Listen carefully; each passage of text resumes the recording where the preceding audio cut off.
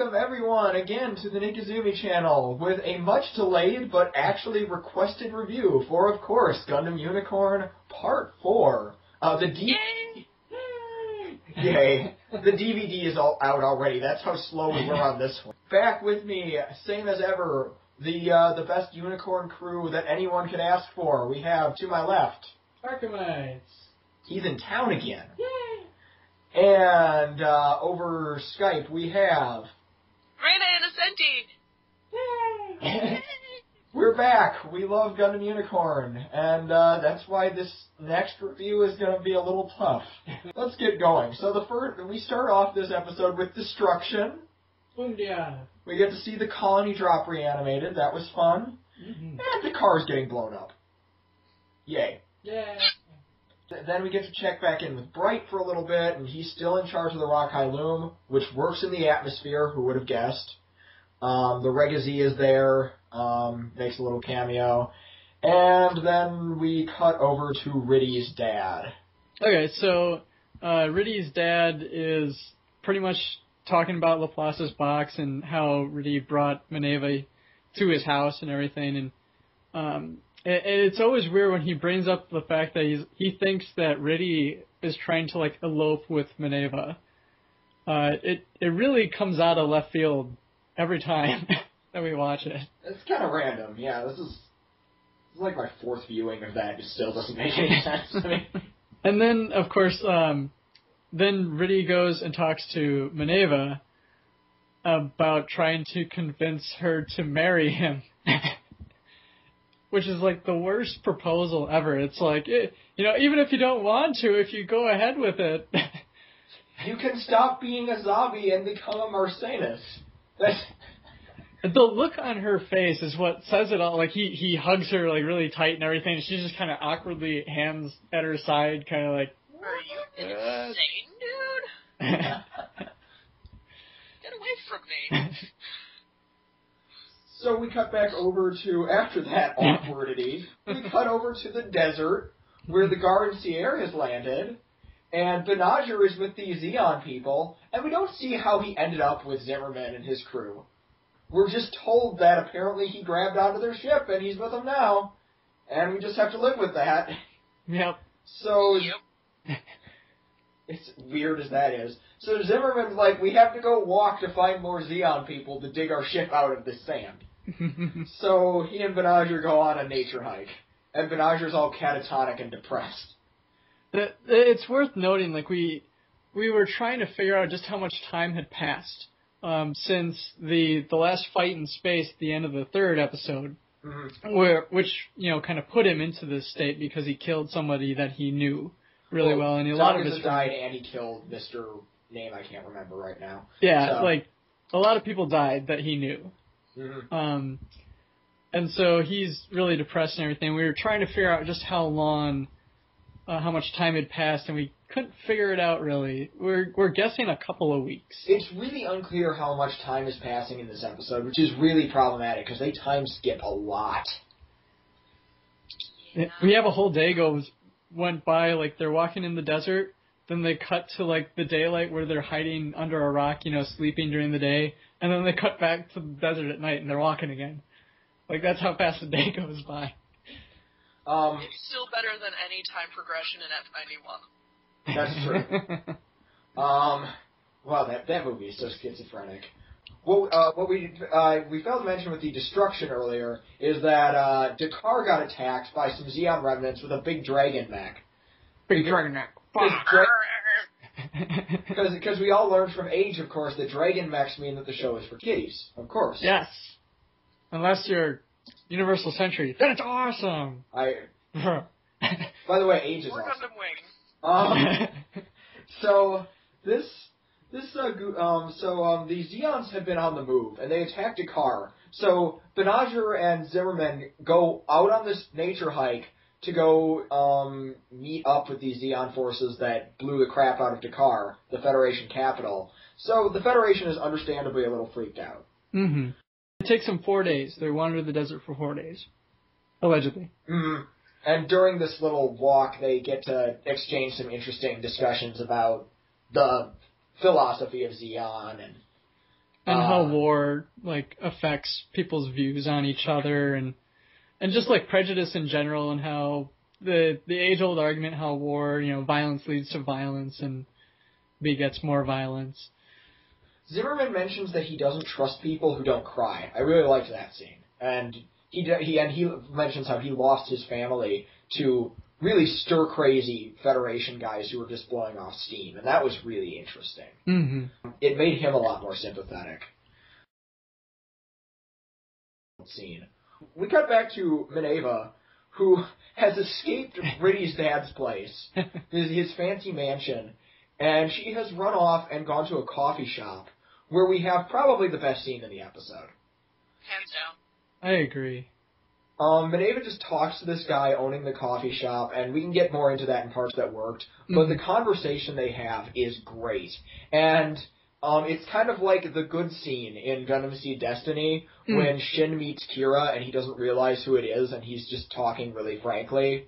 It was like that. It's this guy is just talking really frankly with Minerva. He doesn't know who she is, probably doesn't care at the time. She's just this girl who came in and he gave her a cup of coffee and So, really great scene. Minerva gets picked up by the Federation because it turns out that some folks at Anaheim who might be involved with the Abyss Foundation want to have her in their hands. Which takes us over to Martha and Fatso from the Abyss Foundation, who, if you might remember, still have Marita hostage. Yeah.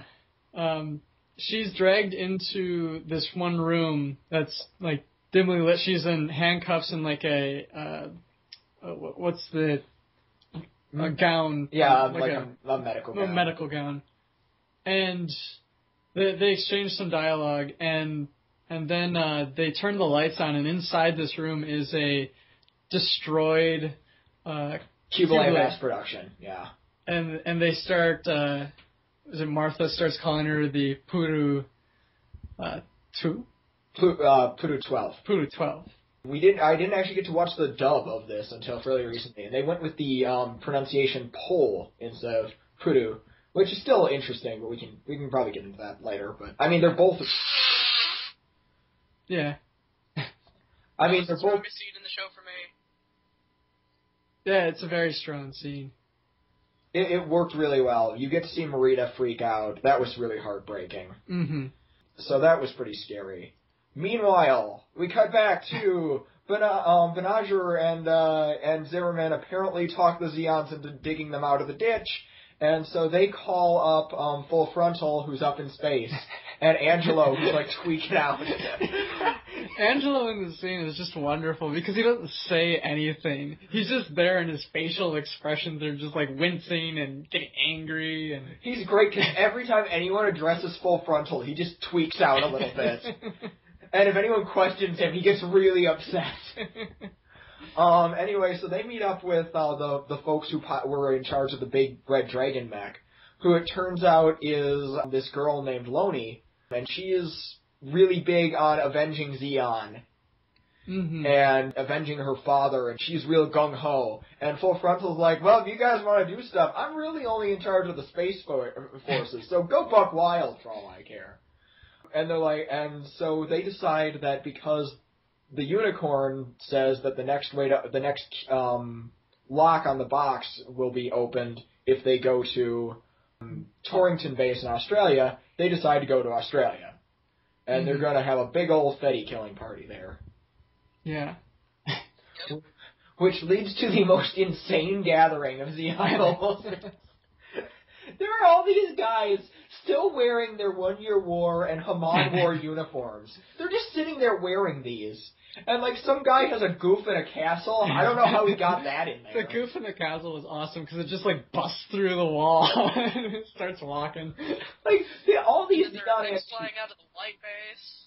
Yeah, the white, there's a Pegasus class crashed into a mountainside. That was pretty cool, actually. And a bunch of Marasais come pouring out of it, which kind of makes sense in that, not in that the Federation would leave it there, but since Marasais were a Titan machine, and ipso facto a Federation machine, I can see Zeons finding a crashed one of those and just claiming the admittedly really Zeon-looking Marasais for themselves. Mm-hmm. That makes sense. And while, this giant march of relics is on their way to Australia. We cut back to Bright on the Rakai Loom. He recently, like when he went to visit Riddy's dad, he was kind of given this mission. It's a great scene because he doesn't take any of his crap. Riddy's dad is trying to be all politician on him, and Bright's like, yeah, I've been through this before. I don't even have time for this bull crap right now. But he tasks Bright with finding the ship that Benager and Zimmerman, those guys are on, because it contains Laplace's box and everything. And he attaches Riddy to his flight team. Mm-hmm. The Black Tri-Star team? The Black Tri-Stars, yes. The new Black Tri-Stars. Bright's got a new set of Black Tri-Stars. And Riddy in Bright's ready room. Like, Riddy comes in, he's like, I don't want you to treat me any different, no special treatment or anything, just send me on the danger zone. And Bright's like... Bright takes out the verbal Bright slap. He's like, if you don't want special treatment, don't go talking to me about giving special treatment. Bright is still... The great thing about Bright is that he hasn't changed a bit. Aside from his voice actor, of course. Incidentally, Ken Narita did a great job filling in as the new Bright. And same with Chris Smith in the English dub. Doing a really good job. So both of them, fantastic job as Bright. And Riddy's really put in his place by this. Mm-hmm. And the scene ends like... Yeah. And the scene ends with Riddy about to leave the room, and he looks on the wall, and there's a picture of Amuro. And I think we'll get into that a bit more in the things we really like, because it was a really kind of touching scene that was, pictures worth 1,000 words kind of moment. The little things are what work in this episode. The big things are not. So of course, meanwhile, we're heading over to Australia for this battle, and that one of the technicians helps actually fix the Unicorn and puts the beam Gatling guns on it again.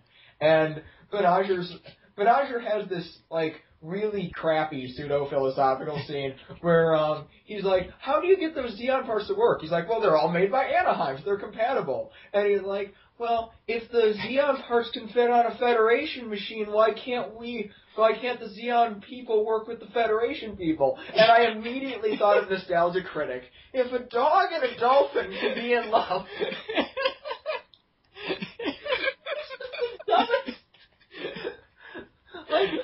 I know what they were trying to do, but they fumbled. Execution was pretty poor. And I mean, Benager seems saying things like this. I'm glad you remember that, because I don't. It just cracked me up. Because Ryan and I are watching it. He says this, and I'm like, if a dog and a dolphin can be in love. We kept laughing for 5 minutes. We missed most of the dialogue after that. Yeah. So anyway, luckily there's not much dialogue in this next part, because now we're back to war. And now we have thousands upon thousands of not thousands upon thousands, but tons of grunt suits. Grunt suits that you probably don't know the names of, or haven't seen since Double Zeta, or in some cases have just been model kits or video game characters up until now, are all fighting each other. And these Zeon antiques are plowing through these Federation antiques. The Aqua Gem has proved that it is the worst mobile suit in the history of the Federation. God, I hate the Aqua Gem. I'll get into that later. There's just this, and we have this fight where we literally don't know anyone who's on the field except for Loney. And we can't even... We don't spend any time on her. We don't spend any time on her, and we know next to nothing about her. And she's just plowing through a city killing civilians, so we can't sympathize with her either. Yeah. Though her buddy is in a Zaku sniper, flying overhead, shooting down everything, really. The most archaic gun you can think of. Yeah. You'd make Lacon Stratus proud. And so she says, he's using this antique Zaku one. Fantastic. He was really fun. Mm-hmm. So he's off doing that. And Benager's up in the Gardencier being like, why are all these people dying? This is a slaughter! And Zimmerman's like, yeah, What'd you expect? war. You've been in 4 of these battles already. So Banagher's like, no, this is just like that time where your Federation guys killed all the Zeon guys and killed your family. And so he of course hits close to home. So Zimmerman does what any reasonable, well, not any reasonable, but what any man would do if you bring up his dead family, and he grabs Banagher by the head and slams him into a locker. But again, I can't really blame him, because he brought up his dead family. Yeah. The only Gundam character who it would be worse to do that to would be Grudak from Age. Trust me. He'd tase you. But Zimmerman and Banagher fight on the bridge. Literally. Like, they're punching and kicking each other. They're punching the crap out of each other. The other 2 guys on the ship, like, their seats right next to this whole thing. They're just kind of sitting there letting it happen. Granted, Banagher kicked their butts in the first episode, so they probably don't want to deal with that crap again. Yeah, there's the one guy, though, I don't remember his name. He had the giant square jaw. He's like, nope, my hands are full while they're behind his back. Yeah, Flast. Just resting. I like Flast. He's kind of grown on me. So then Banagher they have this big philosophical fight, and he's like, you don't understand, wars never make anything better. Meanwhile, on the ground, a Biolant is just killing everything. Yeah, the tides turn because this Biolant pops out of like a building and just starts mowing down all the Zeon mechs. Again, all of this fighting we don't know any of the characters in this fight. So Banagher's like, I'm gonna go be a main character now. I'm resolved to stop all of this war and fighting, and like he sounds really resolved. And he goes out and he shoots 3 of his beam magnum shots at the ground in front of Lonnie. In front of Lonnie and her big dragon thing, and then he puts his rifle away and decides to talk to her. Yeah. I know I wanted to make the plot summary quick, but let's pause to consider this situation. She is in this massive mobile armor, killing everything. Everything. Like, the size, you can really go into, like, 08 team, like, the Absolus, the final version, is really big. It's like that, but painted red and with a dragon face. It's a big, it's a ground version Absolus 3. Yeah. That is what it is. And it's got this hyper mega particle cannon. It is just destroying everything. And Banagher's like, no, we need to talk. And so Riddy shows up in the Delta Plus while the Black Tri-Stars go to fight domes and stuff. Riddy shows up. Best scene with the Delta Plus. It's the best scene with the Delta Plus. Yeah, it gets to fly around and be really cool. And show more of its blue beam rifle, which is weird, but cool.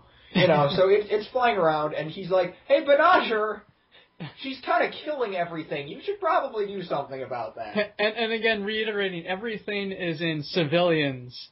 Yeah, we are in the battle proper, like at the Torrington base, is way, way far away. Like, Lonnie is pretty much by herself just tearing down Highway 5. Yeah, she's tearing down a highway in, like, the middle of a business district. Not. No military assets nearby. Nothing. She's just going crazy. She's just smashing stuff. So, Riddy, being a proper soldier, is like, you need to stop her now. And Banagher's like, no, we need to talk. And so then they try doing the crazy new typey thing. Oddly enough, actually causes more destruction. Yeah. So you have 2 psycho frames just forming these energy fields that are destroying even more stuff. And Banagher seems to get through to Lonnie, and then her dad's Zeon spirit forces her to sit back down and start killing stuff again. Mm-hmm. That was kind of weird. Now this is the point where even Kira Yamato, even Kira Mecha Christ Yamato, at his most pretentious in Destiny, would be like, okay, she needs to go. That happened in Destiny, this too. This literally happened in Destiny. We had this moment. But Banagher is still like, I think we need to talk this out. So Riddy flies in, still with the Delta Plus in plane mode. And he's like, okay, how many shots do you have left on the Magnum? I got 1. Okay, sounds good. I'm gonna make a really scary Death Star trench run. Yeah, right at it. With the Ram special. I need you to take the shot. I need you to take the shot, Banagher. That's all I'm asking you to do. Banagher's like, yes, we need to do this. And they go in, and it's time to take the shot, and Banagher, literally, this time it's not hyperbole, I'm not blowing this out of proportion. Literally, his reaction is, I can't do it! He starts crying. And he's crying, he chokes. And it's really annoying, because, now don't get me wrong, I actually am a pacifist by nature. I know that it's hard and I can't just judge people because they don't want to kill someone. I know that's a little rough. But Banagher has already killed multiple people.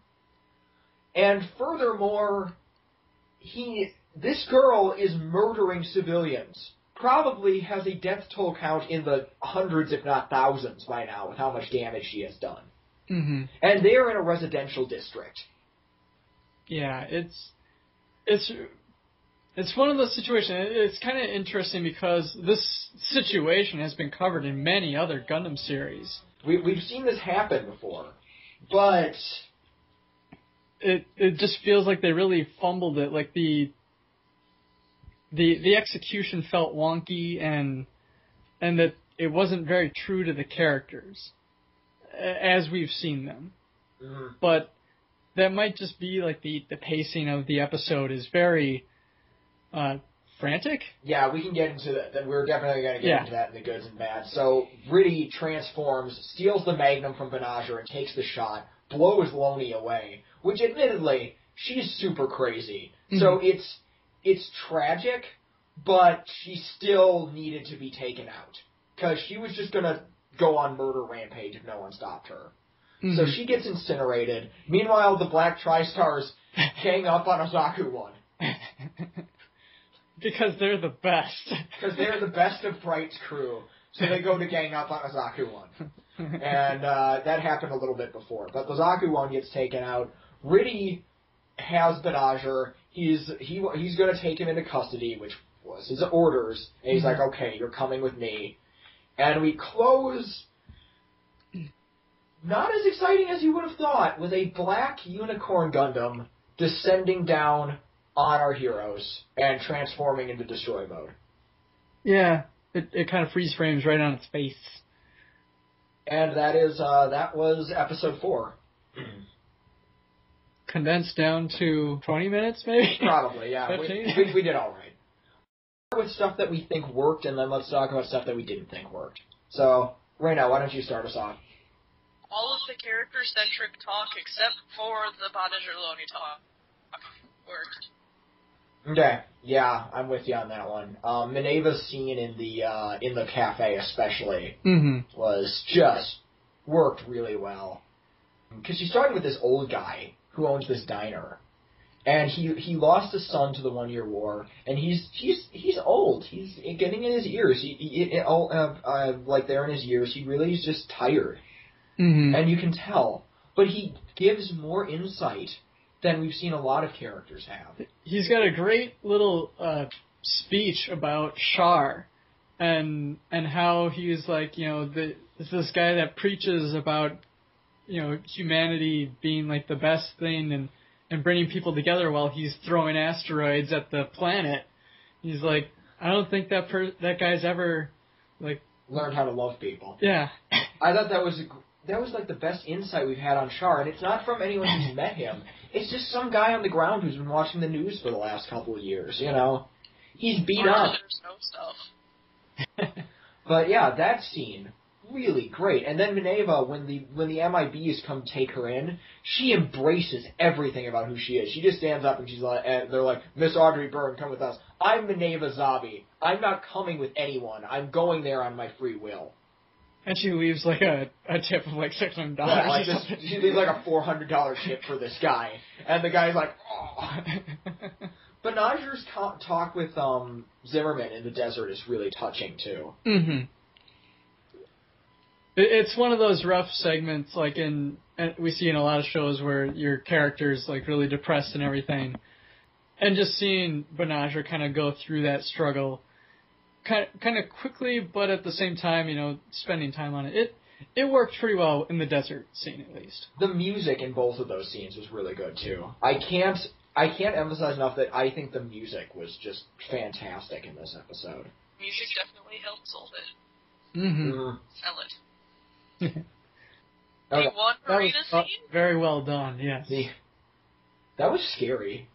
Mm-hmm. I was terrified. Extremely well executed scene. And kudos to both of the voice actresses playing Marita, because they both got the scream down. It made your skin crawl, because you don't want something bad to happen to her at this point. And yeah. Really hard to get through. Mm. I'm not gonna... Do you want to pass over to Arcemise? What were your good points for the episode? Well, we've hit on a lot of them already, but I will say Bright being back. He's always awesome. The eternal captain. Yeah. And he just, like, you know, we could talk him up and, you know, make this kind of ego about him. But, like, as a person in this show, he's, like, the most humble. Yeah. He will tell it to you straight. And he's got, you know, he really cherishes everyone in his life. As I mentioned, like, he has that picture of Amuro, and Nick was mentioning that in the book he actually had pictures of, like, everyone that served on his crew. In the novel, he has a wall in his ready room that's just pictures of everyone who's died under his command, and Amuro is on the wall. Yeah. And so I think that kind of solves one of the eternal mysteries of what happened at the end of Shell's counterattack. But and one thing I really liked about these kind of scenes is how they say so much by not saying it. The little things where it's just visuals, like Angelo's face during the briefing, like this picture on the wall in Bright's office. Yeah, the little things for the characters worked really well. Mm-hmm. Just catching up with Bright was nice, because I think they introduced him well if you don't already know who Bright is. Yeah. But at the same time, it was good to see that he's still the same captain that we know. I would like to know how bad he destroyed Hathaway after counterattack, but maybe I'll never get that. Yeah, it'd be neat to see where his family is and everything like that. But it's great for him because, you know, throughout the years, the Federation has had so many faces, and has been so corrupt. And this is like the one guy you can always look to do the right thing, no matter what. So he single-handedly has been instrumental in every Zeon defeat so far. And this is round 4, right? This is round 4. So he's getting a little tired. And I love that that's his first reaction is, really? They're back again? Really? How many times do I have to kick Zeon ass? Right back across the galaxy. No, but he's just... It was good to see the same humble, but still really good commander, Bright. He is a good commander. He is really just knows what he's doing. The only thing that I felt was lacking was that we didn't see him, 1, eat a burger, or 2, sit on the bridge of his ship saying, what is X part of the ship doing? Because they're failing at something. Better than that, you know. That's because he's running a tight ship now. There's no kids on board. Oh, yeah, that's right. No one under 21 on the Rockeye Loom. It was good to see the Rockeye Loom again, too. That was nice. Yeah. You guys have covered a lot of my good points. Right? The little things, the character scenes. We can say that the fight scenes themselves are actually well animated and really cool looking. The animation in the fight scenes were really fun. One of my good points is going to segue into the bad points. Do you guys mind if I start off bad points? No, it's good.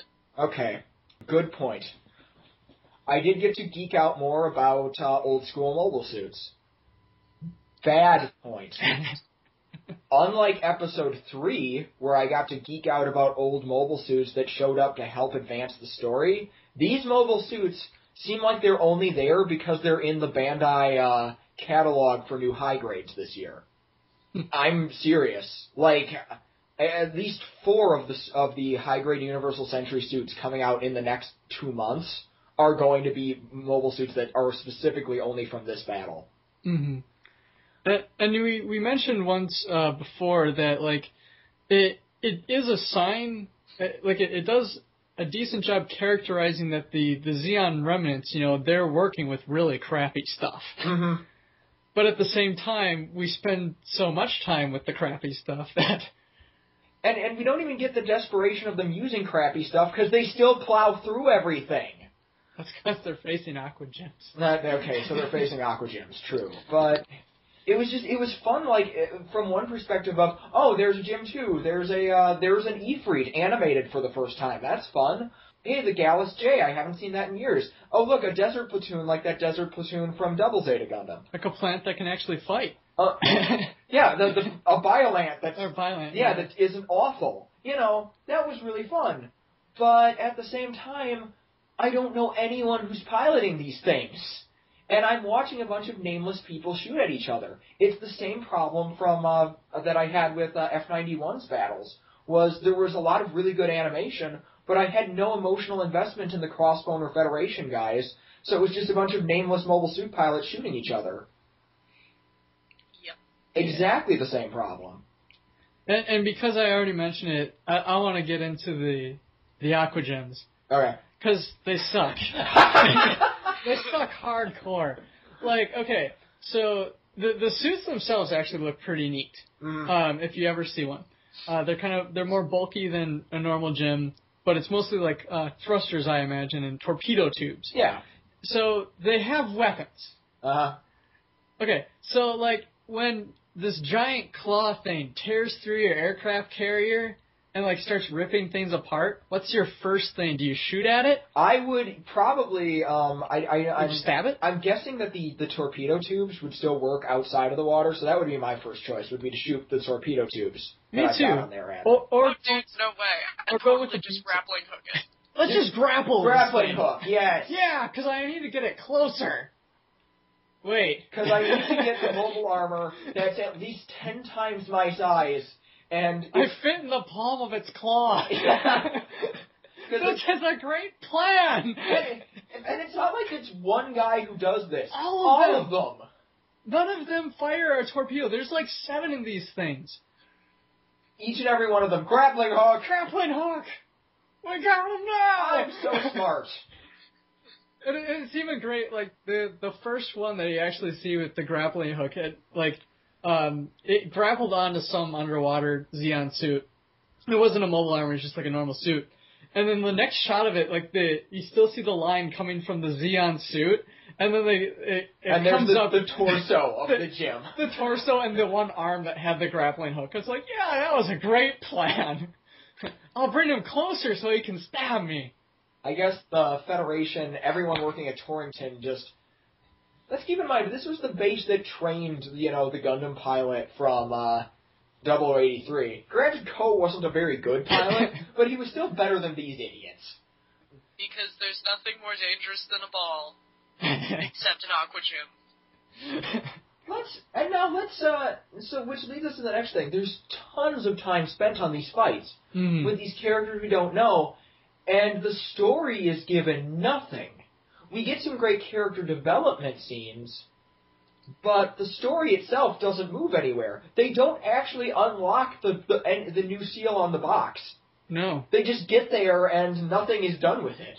You hardly know that they even changed venues from an African theater to an Australian one. And for that matter, we don't even really get to see the characters we care about fight. The Delta Plus and the Unicorn show halfway through. They do next to nothing when they do show up. It's a real bummer. I think Riddy shoots down 2 suits. Riddy shoots down like a couple suits, and of course the Shambhala, the big dragon thing. But that was it. And now, okay, I have one last negative, and then I can pass it on to you guys. Where the hell is the Argama? I'm sure it's hiding behind the giant moon cannon. with Reza Barl? Yeah. Sure. Where the hell is the Argama? Because it descended into the atmosphere at the end of episode 3. Mm-hmm. It's looking for 3-year-olds.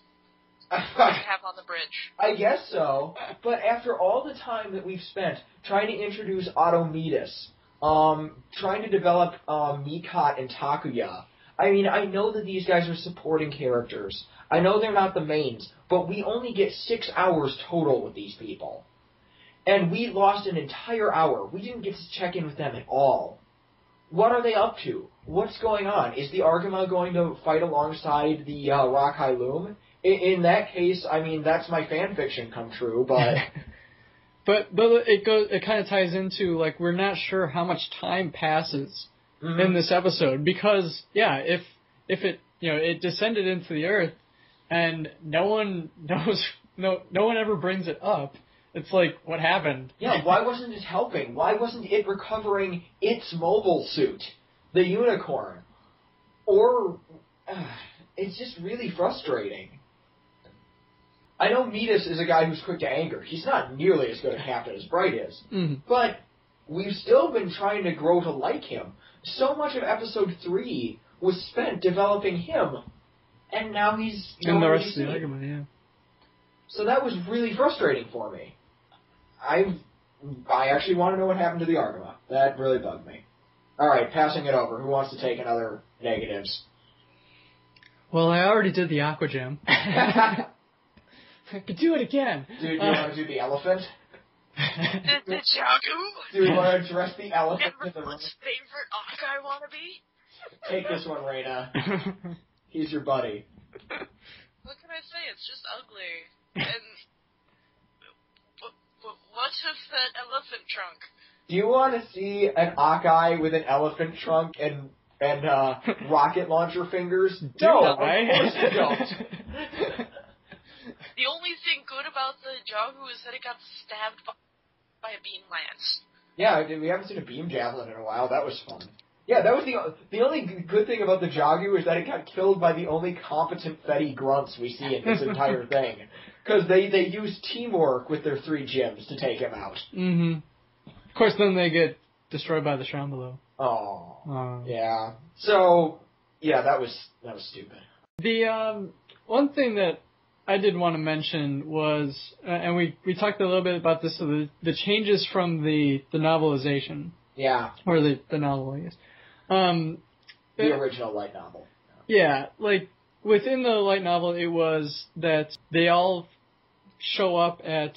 They crash in Africa. The Garden Sierra crashes in Africa. Then they meet up with the Shambhala, and they attack Dakar.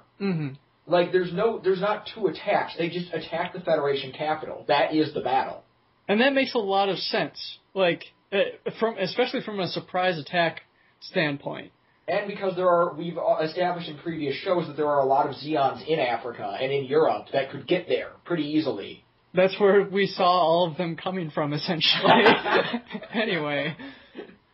And so, like, when, in this episode, we had the attack at Dakar at the beginning, and then they're in Africa. And for those that don't know, Dakar is, like, on the westernmost side of Africa. Like, the closest to the United States, if that makes any sense. Like, a little bit south of Morocco. And so then we shift all the way to the other side of the planet to go to Australia for this big fight. And the east side of Australia. Yeah, the east side of Australia. So, yeah, how did they get all those supplies over there? The Federation capital was attacked at the beginning of the episode. They should be on high alert. There should be Klopp classes just combing the skies at all times. Politicians were killed, after all. The Federation General Assembly was killed. No, they don't care. Like, the only, like, rational way we could think about this was that the attack at Dakar was a diversion, essentially, so that they could then attack the eastern side of the world. But still, logistically, how would you get all that crap over there? Again, we mentioned the goof busts out of a castle, and we're pretty sure it's like in England. England or Germany or somewhere in Europe that still has castles. And so he has to walk all the way to Australia. Granted, we didn't see the goof at the battle. He didn't make it. See him over there. Someone made it. Yeah. My mission started a year ago. Yeah, maybe that was a prequel scene, like 3 years before. Hey guys, I'll be right there soon. The logistics of it didn't make a lot of sense, and there is like a poetic sense to it that this fight was taking place really close to, the big crater from the original colony drop. Yeah. Like there definitely is value to that. But the scenes themselves, when placed next to each other, you would not be able to tell the difference between Africa and Australia. Yeah. It's kind of a mess that way. And South America. Or Some anywhere. of those mechs came from South America. Some of the Zeons came from South America. So whatever. He had a long way to go. We have a Zagok left over from the Jabro operation. I'm sure it walked there, just like the one from Jabro. Oh. But it's just kind of confusing and logistically it doesn't really make sense that this huge force would get there undetected, and they aren't detected until they blow up a submarine off the coast of Australia. And even then, it takes forever for the Federation to scramble anyone over there. Bright's like, yeah, we should probably head over there. All they have is Aqua Gems. And by the time him and the Tri-Stars get there, the battle is already looking bad. And the Biolance please someone help me. He did an amazing job, or she. We don't know who it is. It looked like a guy was in the cockpit, but it's possible. Whatever. This Biolant person did an amazing job. Yeah, he's single-handedly changed the flow of battle. Took even as much damage as he took by the end. He got shot by that sniper, the Zaku sniper. And Amarasai did a pretty good number on him, but he got... I think he lived. Yeah, that thing got back at the Marasai good. It was still alive last we saw it, so... Good for him. Yeah, kudos to you, unnamed Biolance pilot. Unnamed Biolance pilot. You're going down in history with Stark Jagan pilot. Except that you're alive. Yeah. Other bad things. I think just overall, the big problem is just that we have 6 hours total to tell this story, and not enough was accomplished with this. There were really good character scenes, but they got sidetracked by 40 minutes of violence. Yeah. And there's only so much of this violence we can handle. Now, I mean, we all love giant robots. I think that's safe to say. I think it's pretty safe to say that. Yeah, it's safe to say. But we need to have some investment in who's piloting the giant robots. Everything that people say, that people who don't watch mecha anime tell me mecha anime was represented by these battles. It was just these robots. We didn't have any connection to the characters, and that hurt. It really did. Mm-hmm. And the characters that we are connected with, we hardly spent any time with them. Mm-hmm. And Benager just regressed. I really hope he gets back on his feet, because that was ridiculous stupid. I think, Brian, you described it as almost 8th MS team. Yeah, well, part of it was because the English voice actor is the same as Shiro. But the other thing was, if you recall the scene when Shiro and 08th MS team is trying to go all pacifist when the Zeons are invading Kiki's village, there's the one scene where he has to either take out the Zeon commander, who he's been trying to save. He's disabled their suits and everything. He wants them to come out and surrender. And all the villagers, just are out for blood. And so, and the Zeon pilot is still able to kill them. Yeah. She's shooting anti-personnel rounds. They're planning on probably doing horrible things to her, because one of her troops almost raped one of their girls. And that seems dark. Yeah. But, when it comes down to it, Shiro, he has that moment where they even have the line, "Do you still believe you can fire at the enemy?" And it hits home, and he takes the shot. He takes out the Zaku pilot. Because if he did... With an anti-tank weapon, by the way. He wasn't in a mobile suit, for those who don't remember. He was on the ground. Yeah. And... He pulled the Dagaza. Yeah. Except he won. Except he survived. But yeah, like, it was a very powerful scene. That one was really well executed, in my opinion. And we just didn't see that with Benager. To make my earlier football analogy, he got the same pass as Shiro, and then not only did he fumble, but then he fell down on his face and soiled himself in the process. It was bad.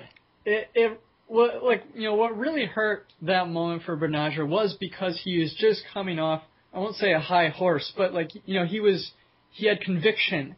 Mm. He was ready to do the right thing.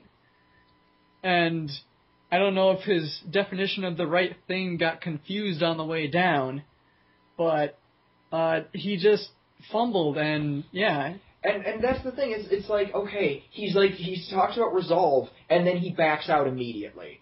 And again, I'm not saying that, you should just kill everybody. But Loney was a threat. She was going to murder everyone around her. And, again, Kira took the shot when he was put in that situation. In Age, Fleet took the shot. He didn't actually kill him, but he took the shot. It's true. Even Fleet was willing to take the shot. Or even, part of me even believes that Benager just didn't try. Mm. I know he said he had one shot left in his Magnum by the time they were getting ready to take the quote-unquote shot. But, part of me still thinks, why didn't you go in and, melee the thing? Or disable it? It's not like the Unicorn, is ridiculously powerful. Or you already disabled a small-sized Queen Bantha on your own and brought back the pilot. Oh, wait! You totally did that an episode ago. The only thing that, could potentially, stop him from getting close enough would be, their new type her weird, Psycho Frame shield thingies. Her Psycho Eye-Field shield thing, yeah. But even that... Part of me still thinks he could have maybe not easily. If he would have gone all Gundam-y, he would have been able to take control of her eye-field. Something. I just... Especially when even Lonnie, she was having the second thoughts. He was getting through to her. Mm. It's in those moments that you see the breach and you take away the arms, so to speak. Take away the weapons, and you remove the threat. And literally cut its arms and cannon off. I mean, literally. That's what, Mecha Christ does. But even Mecha Christ, when it looks like everything's going to get fracked up, he was willing to make the kill. Mm-hmm. And, yeah, it just...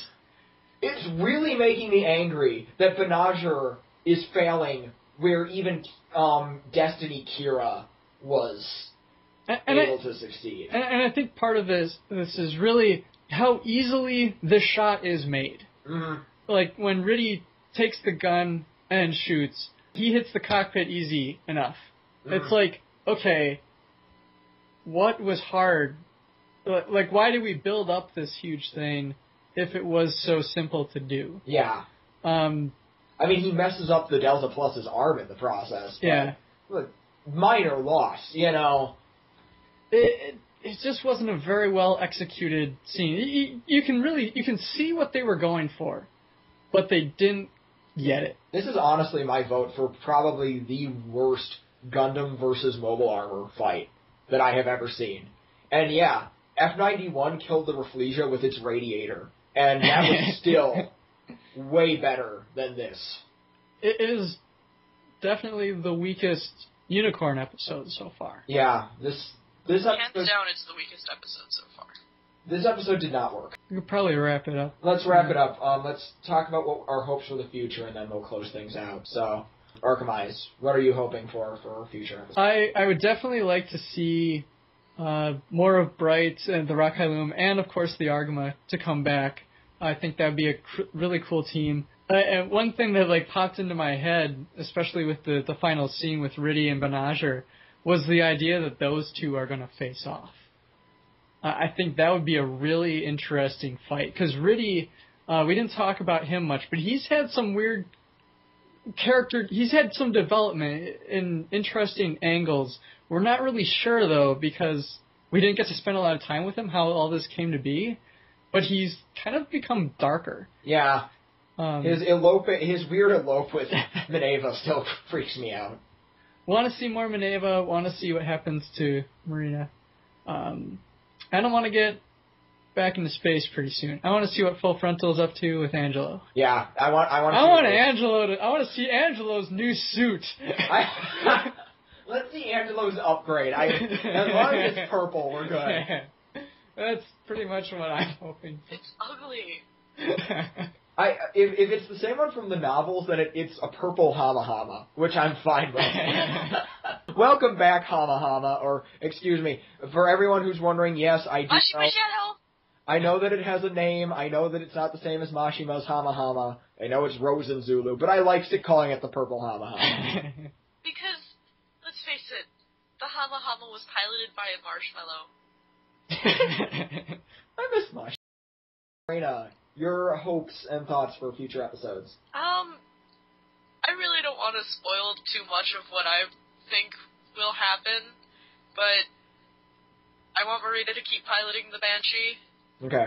That's a fight I will fight, even if she doesn't end up piloting it. The Black Unicorn. Yeah. And I want it to be official that Full Frontal is actually a legitimate Char clone. Like actually a clone, like a clone. Like Marina is a clone of Kudu. Yeah, because it actually makes sense. Okay. Or Ray and Rao.